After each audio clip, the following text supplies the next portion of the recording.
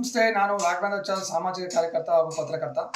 ಇವತ್ತು ಮಾಧ್ಯಮ ಮುಖಾಂತರ ನಾನು ಏನಿವತ್ತು ಆ, ಮಾಹಿತಿ ಕೊಡಲಿಕ್ಕೆ ಬಂದಿದ್ದೇನೆ ಅಂತಂದರೆ, ಈ ಹಿಂದೆ ಏನು ಬೆಂಗಳೂರು ದಕ್ಷಿಣ ತಾಲೂಕು ಕೆಂಗೇರಿ ಹೋಬಳಿ ಮಾಳಿಗೊಂಡನಹಳ್ಳಿ ಗ್ರಾಮದ ಸರ್ವೆ ನಂಬರ್ 128/1 7 ಎಕರೆ 11 ಕುಂಟೆ ವ್ಯವಸಾಯದ ಜಮೀನಿನಲ್ಲಿ ಈ ಕನ್ನಡ ಬಿಗ್ ಬಾಸ್ ಸೀಸನ್ 11 ಏನು ಅಕ್ರಮವಾಗಿ ಅದು ಕಾನೂನು ಬಾಹಿರವಾಗಿ ನಡೀತಿರ್ತಕ್ಕಂಥ ಸಂಬಂಧಪಟ್ಟಂಗೆ ನಾನು ಎಲ್ಲ ಪ್ರಾಧಿಕಾರಕ್ಕೂ ಹಾಗೂ ಸಂಬಂಧಪಟ್ಟ ಇಲಾಖೆಗೂ ಕೂಡ ಜಿಲ್ಲಾಧಿಕಾರಿಗೂ ಕೂಡ ನಾನು ಗಮನಕ್ಕೆ ದೂರನ್ನ ಸಲ್ಲಿಸುತ್ತೇನೆ.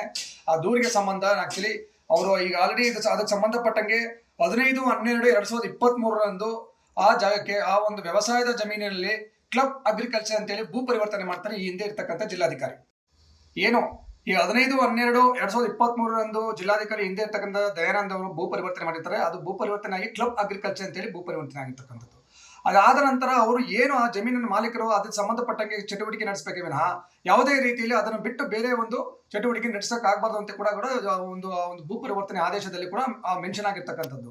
ಬಟ್ ಆದರೆ ಅಲ್ಲಿ ಆ ಒಂದು ಚಟುವಟಿಕೆ ನಡೆದಿದೆ. ಬಿಗ್ ಬಾಸ್ ಸೀಸನ್ 11 ಕನ್ನಡ ಏನಿವತ್ತು ಕಾನೂನು ಬಾಹಿರವಾಗಿ ಹಾಗೂ ಅಕ್ರಮವಾಗಿ ನಡೀತಾ ಇರ್ತಕ್ಕಂಥದ್ದು, ವಾಣಿಜ್ಯ ಚಟುವಟಿಕೆ ನಡೆಸ್ತಾ ಇರ್ತಕ್ಕಂಥದ್ದು. ಇದಕ್ಕೆ ಸಂಬಂಧಪಟ್ಟಂಗೆ ನಾನು ಎಲ್ಲಾ ಒಂದು ಇಲಾಖೆಗೂ ಮತ್ತು ಜಿಲ್ಲಾಧಿಕಾರಿಗಳು ದೂರನ್ನ ಕೊಟ್ಟಿರ್ತೇನೆ. ಆ ದೂರಿಗೆ ಸಂಬಂಧ ಅವರು 16/8/2024 ಭೂ ಪರಿವರ್ತನೆಯನ್ನ ರದ್ದು ಮಾಡ್ತಾರೆ. ಈ ಹಿಂದೆ ಇರ್ತಕ್ಕಂಥ ಜಿಲ್ಲಾಧಿಕಾರಿ ದಯಾನಂದ್ ಅವರು ನನ್ನ ದೂರಿನ ಮೇಲೆ 16/8/2024 ದೂರಿನ ಮೇರೆಗೆ ಭೂ ಪರಿವರ್ತನೆಯನ್ನ ರದ್ದುಗೊಳಿಸ್ತಾರೆ. ಆ ರದ್ದು ನಂತರ ಕೂಡ ಅವರು ಯಾವುದೇ ಕ್ಯಾರೆ ಅಂದ್ರೆ ಸರ್ಕಾರಕ್ಕೆ ತೆರಿಗೆ ವಂಚಿಸಿ ಯಾವುದೇ ಕ್ಯಾರೆ ಅಂದ್ರೆ ಇವತ್ತು ಬಿಗ್ ಬಾಸ್ ಸೀಸನ್ 11 ಕನ್ನಡ ಏನು ಇವತ್ತು ನಡೀತದ ಜಾಗದಲ್ಲಿ ವ್ಯವಸಾಯ ಅಗ್ರಿಕಲ್ಚರ್ ಜಾಗದಲ್ಲಿ ಇವತ್ತು ಕಮರ್ಷಿಯಲ್ ಆಕ್ಟಿವಿಟೀಸ್ ನಡೀತಕ್ಕಂಥ ಸಂಬಂಧಪಟ್ಟಂಗೆ ಇವತ್ತು ನಾನು ಸಾಕಷ್ಟು ದೂರು ಕೊಟ್ಟಿದ್ದೆ. ಅದಾದ್ರೂ ಕೂಡ ಒಂದು ಜಿಲ್ಲಾಧಿಕಾರಿ ರದ್ದು ಮಾಡಿದ್ರು ಸಹ ಅವ್ರು ಯಾವುದೇ ಸರ್ಕಾರಕ್ಕೆ ಕ್ಯಾರೆ ಅನ್ನದೆ ಅವ್ರು ಇವತ್ತು ತೆರಿಗೆ ವಂಚನೆ ಮಾಡಿ ಇವತ್ತು ಒಂದು ಬಿಗ್ ಬಾಸ್ ನಡೆಸ್ಕೊಂಡೇ ಬಂದಿರ್ತಕ್ಕಂಥದ್ದು. ಅದಾದ ನಂತರ ನಾನು ಪಂಚಾಯತಿ ವ್ಯಾಪ್ತಿಗೂ ಕೂಡ ನಾನು ಕಂಪ್ಲೇಂಟ್ ಕೊಡ್ತೇನೆ. ಪಂಚಾಯತಿ ವ್ಯಾಪ್ತಿಗೂ ಕೂಡ ನಾನು ಕಂಪ್ಲೇಂಟ್ ನ ಕೊಟ್ಟಾಗ ಅವರು ಏನು ಎಲ್ಲ ಪರಿಶೀಲನೆ ಮಾಡಿ 20/12/2024 ನಮ್ಮಲ್ಲಿ ಯಾವುದೇ ನಾವು ಅನುಮತಿ ನೀಡಿರುವುದಿಲ್ಲ ಅಂತೇಳಿ ಕೂಡ ನನಗೊಂದು ಇಂಬರ ಕೊಡ್ತಾರೆ.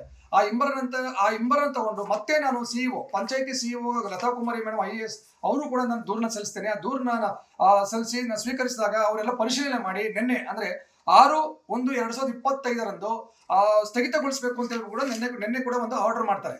ಆದೇಶ ಹೊರ ಬೀಳ್ತದೆ. ನಿನ್ನೆ ಸಂಜೆ ಒಂದು 4:15 ಗಂಟೆಗೆ ನನ್ನ ಏನು ಸಿಇಒ ಪಂಚಾಯತಿ ಲತಾ ಕುಮಾರಿ ಅವರು ಕೂಡ ಅದನ್ನ ಸ್ಥಗಿತಗೊಳಿಸಬೇಕು, ಎಲ್ಲ ಪರಿಶೀಲನೆ ಮಾಡಿ ಕ್ರಮ ಕೈಗೊಂಡು ಸ್ಥಗಿತಗೊಳಿಸಬೇಕು ಅಂತಕ್ಕಂಥದ್ದು ನನ್ನ ಆದೇಶ ಮಾಡಿದ್ದಾರೆ.